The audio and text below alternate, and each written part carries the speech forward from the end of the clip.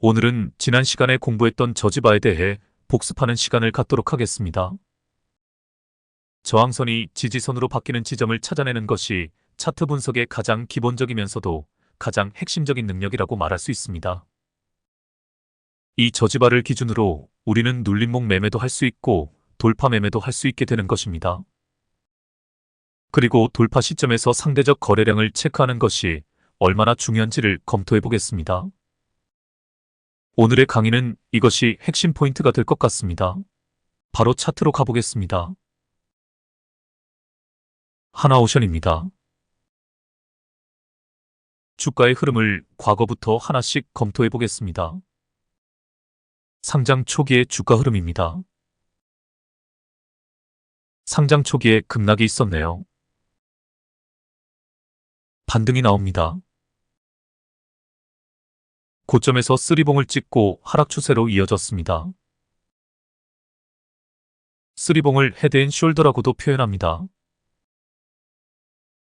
머리와 어깨라는 뜻입니다. 여하튼 쌍봉이나 쓰리봉 후에 하락 추세로 접어들 것 같으면 재빨리 탈출해야 합니다. 이제 하락 추세가 지속되는 상황입니다. 제가 추세선을 그어보겠습니다. 아직 상승 반전이 나오지 않은 상태입니다. 다음 상황을 보겠습니다. 확실하게 상승 추세로 전환된 것을 알 수 있습니다. 엠벨선이 상방으로 꺾였고 21선도 우상향하고 있습니다. 진입 타이밍은 캔들이 추세선을 돌파하는 시점이 되겠네요. 혹은 캔들이 21선 위로 올라온 시점도 좋은 타이밍입니다. 제가 선을 하나 그어보겠습니다. 바닥권에서 형성된 지지선입니다. 또 선을 하나 그어보겠습니다. 또 하나의 지지선입니다. 저지바입니다. 저항선이 지지선으로 바뀐 자리입니다. 저지바는 앞으로 강력한 지지선 역할을 할 것입니다. 물론 이 두 지지선이 깨어지지 않으리라는 보장은 없습니다. 시황에 따라 얼마든지 상황은 바뀔 수 있습니다. 제가 조선업 경기가 되살아날 것이라고 이야기한 적이 있습니다. 기억나시나요? 그렇습니다. 미국의 대중무역 제재에 대한 수혜 섹터 중에 하나가 조선입니다. 지금 업황으로 보면 조선 섹터가 다시 급부상하고 있습니다. 하지만 이 차트는 과거 차트입니다. 조선업 경기가 안 좋았을 시기입니다. 이를 감안하시면서 차트를 보시길 바랍니다. 캔들이 엠벨선 안쪽으로 들어섰을 때 매수를 했다고 가정하겠습니다. 그럼 이제 저항 라인을 돌파한 상태입니다. 그리고 이 저항 라인이 지지선으로 바뀐 상황입니다. 21선 매매법으로 봐도 상황은 마찬가지입니다. 21선 위로 캔들이 올라설 때 매수를 했다면 앞으로 이 지지선이 깨어지지 않으면 계속 들고 가도 됩니다. 다음 상황을 보겠습니다. 보시다시피 이 지지선을 터치하고 주가가 반등을 합니다. 이렇게 매매를 할 때 저지바를 잘 체크해두면 매매의 기준으로 삼아 유용하게 활용할 수 있습니다. 앞으로 모든 차트에서 이 저지바를 확인하는 습관을 들이시길 바랍니다. 차트에 설정된 보조지표들도 추세를 가늠하는데 많은 도움을 주지만 자기 자신이 설정해 놓은 저지바를 활용하면 더욱 확실하게 주가의 흐름을 간파해낼 수 있습니다. 그래서 고수일수록 보조지표를 많이 사용하지 않는다는 말이 나온 것입니다. 스스로 보조지표를 만들 줄 알게 되기 때문입니다. 저는 여러 가지 보조지표 활용법을 소개할 뿐입니다. 나중에는 최종적으로 자신만의 보조지표를 완성하시면 됩니다. 자신만의 매매법, 자신만의 보조지표, 자신만의 원칙을 완성해 가시길 바랍니다. 다음 상황을 보겠습니다. 이런 저지바가 깨졌네요. 미련 없이 매도해야 합니다. 다음 상황을 보겠습니다. 2차 지지라인을 터치하고 반등하는 모습입니다. 제가 추세선을 다시 그어보겠습니다. 다시 상승 반전하고 있는 것이 확실합니다. 매수 타이밍입니다. 다음 상황을 보겠습니다. 여기서 꼭 기억해야 할 것이 있습니다. 지지라인은 수평선만 있는 것이 아닙니다. 사선, 즉 추세선도 지지선이 된다는 사실을 염두에 두시길 바랍니다. 주가가 등락을 반복하지만 추세선을 깨지 않는 것이 보입니다. 더 들고 가도 괜찮다는 뜻입니다. 밑에 보조지표들에서도 추세선이 모두 살아있는 것이 보입니다. 다음 상황을 보겠습니다.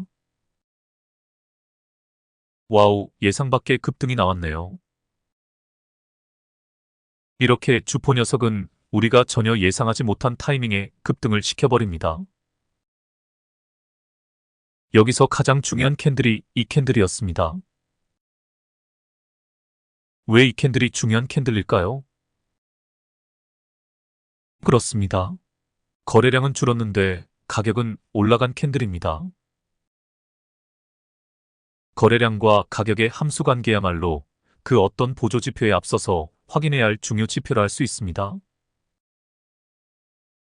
저는 실전 매매에서 사실 다른 보조지표들은 다 참고할 뿐이고 이 거래량과 가격의 함수관계, 즉 최저 거래량 기법으로만 모든 매수 타이밍을 잡아냅니다. 여러분들도 이 최저 거래량 기법을 숙달해서 완전히 내 것으로 만들어 보시길 바랍니다. 다음 상황을 보겠습니다. 도대체 이건 뭘까요? 무슨 큰 악재가 발생한 것일까요? 하루아침에 이 기업에 무슨 큰일이 벌어진 것이 아닐까요? 아닙니다. 주포 개새끼의 장난질입니다. 저렇게 급등을 시켜놓고 의도적으로 차전거래로 급락을 시켜버린 것입니다. 개미들의 투매를 유도하면서 말이지요. 장중 대응이 가능하다면 재빨리 탈출해야 하는 상황입니다. 세력놈들이 왜 이런 상황을 의도적으로 만들어내는지는 제가 수도 없이 설명을 했습니다. 놈들은 개미들이 달라붙는 것을 죽기보다도 싫어하는 놈들입니다. 어떤 식으로든 개미들을 털고 가기 위해 밤낮으로 그 방법을 연구하는 놈들입니다. 눈앞에 있다면 찢어 죽이고 싶을 정도로 증오스러운 놈들입니다. 저런 급락을 당해보지 않은 사람은 그 심정을 모릅니다. 잘 상승하던 주가가 갑자기 저런 급락이 나온다는 것은 개미들 입장에서 도저히 상상하기 힘든 일입니다. 실제로 있었던 일이 있습니다. 우리나라 트레이더 중에 일본 주식만 매매를 하는 특이한 분이 한 분 있습니다. 그분이 실제로 겪었던 일을 하나 소개하겠습니다. 이분이 우리나라 돈으로 몇십억을 굴리는 분인데 집에서 트레이딩을 하다가 잠깐 집 앞에 우동 가게에 가서 우동 한 그릇을 먹고 왔다고 합니다. 그런데 말입니다. 그 짧은 시간에 순식간에 2억이 날아갔다고 합니다. 자, 그럼 생각해 보겠습니다. 저런 급락을 미리 예상해 볼 수는 없는 것일까요? 있습니다. 제가 설명을 해보겠습니다. 선을 하나 그어보겠습니다. 새로 형성된 저항 라인입니다. 보시다시피 저 라인에 강력한 매물대가 형성된 것이 보입니다.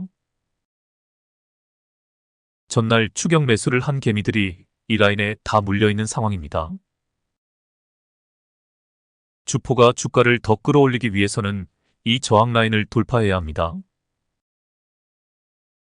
주포의 입장에서는 이 매물대 저항 라인을 통과하기 위해서는 어마어마한 돈을 써야 합니다. 그래서 저렇게 의도적인 급락을 만들어내면서 저점 매집으로 방향선회를 한 것입니다. 이 과정을 분석해보면서 이렇게 결론 지을 수 있습니다. 주가가 급등한 날 고점에서 새로운 강력한 매물대 저항 라인이 생성되었다면 당일 바로 수익 실현하고 빠지는 것이 현명하다. 다음 상황을 보겠습니다. 주가가 등락을 반복하면서도 2차 지지라인은 잘 지켜주고 있습니다. 다음 상황을 보겠습니다. 이런 2차 지지라인까지 무너져 버렸네요.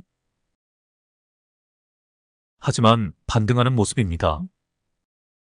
다음 상황을 보겠습니다. 돌파를 시도했으나 실패하고 말았네요. 하지만 긍정적인 것이 하나 보입니다. 그렇습니다. 볼벤 바닥입니다. 볼벤 바닥은 최저점임을 암시해줍니다. 다음 상황을 보겠습니다. 2차 지지라인 위로 캔들이 올라선 모습입니다. 다음 상황을 보겠습니다. 지지라인을 깨고 내려왔다가 다시 반등하고 있습니다. 하지만 확실하게 상승 추세로 전환되었다고 볼 수 없습니다. 보조 지표들에서 그것을 확인해 볼 수 있습니다. 다음 상황을 보겠습니다. 확실하게 상승 추세로 전환된 것이 느껴집니다. 아래 보조 지표들에서도 추세선이 확실하게 모두 상방으로 꺾인 상태입니다. 매수 타이밍입니다. 여기서 결정적으로 봐야 할 지표가 OBV 보조 지표입니다. 저는 이 보조 지표를 세력 지표라고 이름을 붙였습니다. 주포의 핸들링을 가늠할 수 있는 지표이기 때문입니다. 지난 시간에 충분히 설명했지만 이 지표에서 골든 크로스가 발생을 해야, 즉 상대적 거래량이 확실하게 늘어나야 주포가 다시 핸들링을 시작한 것을 알 수 있습니다. 지금 골든 크로스가 일어난 상황입니다. 미심쩍으면 한 타임 더 기다려봐도 됩니다. 다음 상황을 보겠습니다.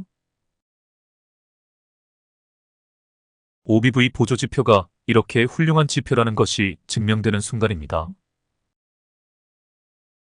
세력의 핸들링이 이렇게 중요하다는 것이 다시 한번 증명됩니다.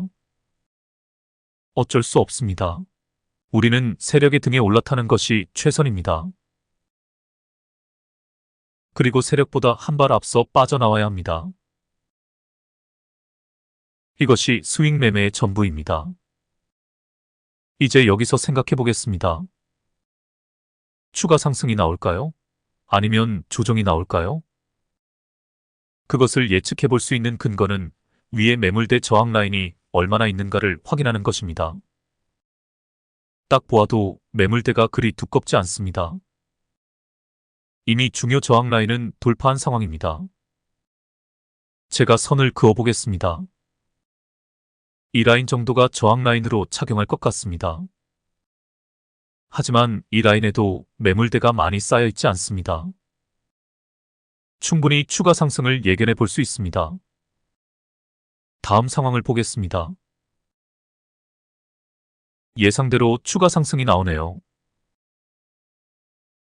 이제 가장 중요한 저항 라인이 남아 있습니다. 저는 개인적으로 이 상황에서 매도를 하는 편입니다. 돌파가 나올 것이라는 헛된 기대를 버리고 냉정하게 판단을 합니다. 물론 주포가 강력한 의지를 가지고 매도 물량을 소화하면서 돌파를 할 수도 있습니다. 하지만 확률적으로 그럴 가능성은 떨어집니다. 여러 가지 변수가 작용할 수가 있습니다. 시황에 따른 업황의 분위기도 보아야 하고 이 기업 자체의 내재한 상승 모멘텀도 봐야 합니다. 조선업은 수주건이 터지더라도 거래 대금이 회수되는 데는 긴 시간이 걸립니다. 여러 가지 조건을 다 따져봐야 하지만 저는 그 무엇보다도 주포의 성향이나 동향을 예의주시합니다. 이 새끼는 앞에서 한번 개미들을 심하게 털어낸 경력이 있는 놈입니다. 여기서 이놈이 주가를 어떻게 핸들링할지 정확히는 모르겠으나 저는 항시 부정적인 상황을 염두에 둡니다. 그래서 이 자리에서 매도를 하는 편입니다. 다음 상황을 보겠습니다. 정말 애매한 상황입니다. 이전 음봉을 잡아먹는 큰 오빠 캔들이 등장을 했습니다. 그리고 지금 딱 저항 라인에 걸려있는 상황입니다. 저는 이 타이밍에 거래량에 주목을 합니다. 일단 OBV 보조 지표가 골든 크로스가 일어났습니다. 주포의 핸들링이 시작된 것이 확실합니다. 하지만 상대적 거래량을 따져봐야 합니다. 제가 표시를 해보겠습니다. 이전에 발생한 거래량의 10분지 1도 안 되는 거래량이 발생했습니다. 이 정도 거래량이면 돌파가 나온다 할지라도 가짜 돌파일 확률이 높습니다. 그래서 저는 이 시점에서는 매수를 안 합니다. 다음 상황을 보겠습니다. 상대적 거래량이 왜 중요한지 증명을 해주고 있습니다. 가짜 돌파가 무엇인지 제대로 보여주는 차트입니다. 이 시점에서 차트 전체의 흐름을 파악해 보겠습니다. 제가 차트를 느려보겠습니다. 일단 모든 선들을 지워보겠습니다. 주가의 흐름을 전체적으로 파악해 보시길 바랍니다. 제가 표시를 해보겠습니다. 121선을 돌파하는 자리입니다. 저항라인 돌파보다 더 중요한 것이 이평선 돌파입니다. 그래서 저항라인을 그어가며 단기 대응을 하는 것보다 이렇게 주가의 흐름을 전체적으로 보면서 이평선 돌파 자리를 찾는 것이 훨씬 좋은 매매법입니다. 이렇게 큰 흐름을 먼저 파악하고 그 다음에 중요 저항 라인의 선을 그어가며 매매하는 것을 권하겠습니다. 그러므로 지금까지 앞에서 설명했던 매매 과정은 주가가 121선 밑에서 등락을 반복할 때 타점을 잡았던 것을 알 수 있습니다. 결론적으로 말해서 좋지 않은 매매법이었던 것입니다. 121선을 기준으로 항시 121선을 돌파한 후에 타점을 잡는 것이 훨씬 좋은 매매법입니다. 이제 주가는 121선 돌파 후에 하락 추세로 접어들었습니다. 여기서 더 치고 가지 못한 근본적인 이유가 있습니다. 그렇습니다. 121선과 241선의 이격이 많이 벌어진 것이 보입니다. 두 선의 이격이 좁아진 지점에서 돌파가 나와야 대세 변곡점이 되는 것입니다. 주가의 다음 흐름을 보겠습니다. 반등이 시작되었습니다. 보조 지표들을 확인해 보시길 바랍니다. 다른 지표들에서는 추세선이 아직 상방으로 제대로 꺾이질 않았습니다. 하지만 OBV 보조 지표에서는 추세선이 뚜렷하게 상방으로 꺾였습니다. 주포의 핸들링이 본격적으로 시작되었다는 뜻입니다. 매수 타점 맞습니다. 이 말을 기억해 두시길 바랍니다. 가격은 거래량의 그림자에 불과하다. 다시 말해 실체는 거래량이고 가격은 그 실체의 그림자에 불과하다는 뜻입니다. 그래서 우리는 가격보다는 거래량의 변화에 집중을 해야 합니다. 그럼 최저 거래량 기법으로 반등의 신호가 나왔는지 살펴보겠습니다. 제가 차트를 좀 줄여보겠습니다. 마지막 캔들에 주목해 보시길 바랍니다. 최저 거래량 뒤 양봉입니다. 거래량은 미세하게 늘면서 가격이 상승했습니다. 팔고 나갈 사람들이 다 빠져나가서 살 사람만 남은 상태입니다. 의심이 간다면 한 타임 더 기다려도 됩니다. 다음 상황을 보겠습니다. 이 정도면 상승세로 전환된 것을 초딩도 알 것입니다. 이제 문제는 저항 라인을 어떻게 돌파할 것인가 하는 것입니다. 제가 선을 그어보겠습니다. 1차 저항 라인을 돌파한다면 2차 저항 라인까지 걸림돌이 될 만한 지점이 보이질 않습니다. 과연 1차 저항 라인을 돌파할 수 있을까요? 돌파를 하더라도 어떻게 돌파하는가 하는 것이 중요합니다. 앞서 한번 가짜 돌파가 나왔습니다. 진짜 돌파와 가짜 돌파를 구분하는 기준은 바로 상대 거래량입니다. 앞서 이 저항 라인이 만들어진 지점에서 발생한 거래량에 준하는 거래량이 발생해야 진짜 돌파가 되는 것입니다. 다음 상황을 보겠습니다. 이것이 진짜 돌파라고 할 수 있을까요? 이건 돌파라고 할 수 없습니다. 가격도 가격이지만 거래량이 제대로 발생하지 않았기 때문입니다. 다음 상황을 보겠습니다. 계속 깔짝깔짝 되고 있습니다. 다시 저항 라인이 하나 새로 생겼네요. 제가 표시를 해보겠습니다. 강력한 수급과 더불어 장대 양봉으로 한 방에 저항 라인을 뚫어야 진짜 돌파가 되는 것입니다. 다음 상황을 보겠습니다. 저항 라인을 돌파하기는 했으나 수급이 뒷받침이 되지 못해 저런 현상이 벌어지는 것입니다. 결론적으로 이런 돌파는 제대로 된 돌파라 할 수 없는 것입니다. 다음 상황을 보겠습니다. 제가 질문을 던져보겠습니다. 이제야 제대로 된 돌파가 나온 것일까요? 절대 아닙니다. 아래 거래량을 보시면 알지만 폭발적인 거래량이 발생하지 않은 상태에서 가격만 상승했을 뿐입니다. 가짜 돌파에 불과합니다. 다음 상황을 보겠습니다. 이미 예견했던 상황입니다. 그럼 왜 이런 현상이 벌어지는 것일까요? 그렇습니다. 제대로 된 매물 소화 과정이 없었기 때문입니다. 주식 투자에서 매물 소화란 개념이 너무너무 중요합니다. 팔고 나갈 사람이 나갈 때까지 기다리는 것이 눌림목 매매이고 팔고 나갈 사람의 물량을 소화하는 과정이 있어야 진짜 돌파 매매가 되는 것입니다. 이 일을 해낼 수 있는 유일한 존재가 세력입니다. 세력들만이 매도 물량을 소화할 자금이 있기 때문입니다. 우리가 해야 할 일은 세력들이 매물을 소화하는 과정을 유심히 관찰을 한 후 슈팅이 나오는 자리를 정확히 찾아내는 것입니다.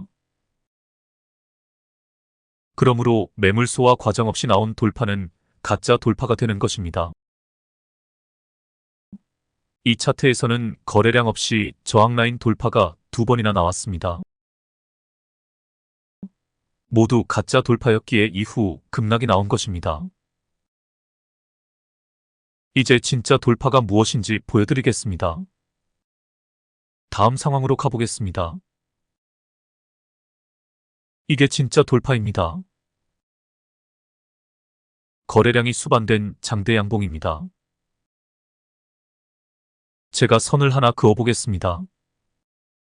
거래량에도 표시를 해보겠습니다. 전고점을 돌파할 때는 이렇게 돌파해야 합니다. 이 차트는 가짜 돌파와 진짜 돌파의 차이점을 확연하게 보여주고 있습니다. 이 상황을 잘 기억해 두시길 바랍니다. 거래량을 수반한 저항 라인 돌파가 진짜 돌파이다. 오늘의 주제입니다. 다음 상황을 보겠습니다. 진짜 돌파 후에 신고가 영역에 들어선 주식이 그려내는 호쾌한 상승 추세입니다. 제가 돌파 매매 강의를 본격적으로 하게 되면 진짜 돌파가 나오는 자리에서 어느 정도 거래량이 발생해야 하는지 수치를 자세히 알려드리겠습니다. 유통 주식수 대비 당일 거래량이 7% 이상은 나와야 합니다. 이것도 종목마다 차이가 있습니다만 대략 이 정도 수치라고 알아두시면 됩니다. 여하튼 오늘은 이렇게만 정리해 두시길 바랍니다. 돌파 시점에서 거래량이 충분히 발생을 해야 제대로 된 돌파로 간주할 수 있다. 다음 상황을 보겠습니다. 이제 고점에서 하락 추세로 접어든 것이 확실합니다. 매도 타이밍입니다. 다음 상황을 보겠습니다. 쌍봉을 찍고 내려오네요. 좀 더 버텼다 할지라도 21선이 깨지면 무조건 매도해야 합니다. 다음 상황을 보겠습니다. 우와, 빠질 때는 저렇게 차비가 없습니다. 놈이 저점 매집으로 급방향 선회를 한 것입니다. 이제 반등의 자리를 찾아야 합니다. 다음 상황을 보겠습니다. 반등의 신호가 나왔나요? 다른 보조 지표들도 봐야 하지만 결정적으로 OBV 보조 지표에서 추세선이 상방으로 꺾였습니다. 주포의 핸들링이 시작되었다는 신호입니다. 다음 상황을 보겠습니다. 여기서 오늘 강의의 핵심 포인트가 다시 나옵니다. 반등이 시작되었다고 전고점 부근까지 치고 간다는 보장은 없습니다. 주포가 여기서 손을 놓아버리면 다시 급락이 나옵니다. 그럼 주포가 계속 핸들링을 할지 손을 놓아버릴지 어떻게 알 수 있을까요? 역시 단서는 거래량에 있습니다. 일단 제가 선을 하나 그어보겠습니다. 지금 주가가 저항 라인에 딱 걸려있는 상황입니다. 여기서 제대로 된 돌파가 나오려면 어떻게 해야 한다고 했죠? 그렇습니다. 이 전고 라인이 형성될 당시에 발생한 거래량에 준하는 거래량이 발생을 해야 합니다. 그런 거래량이 지금 나왔나요?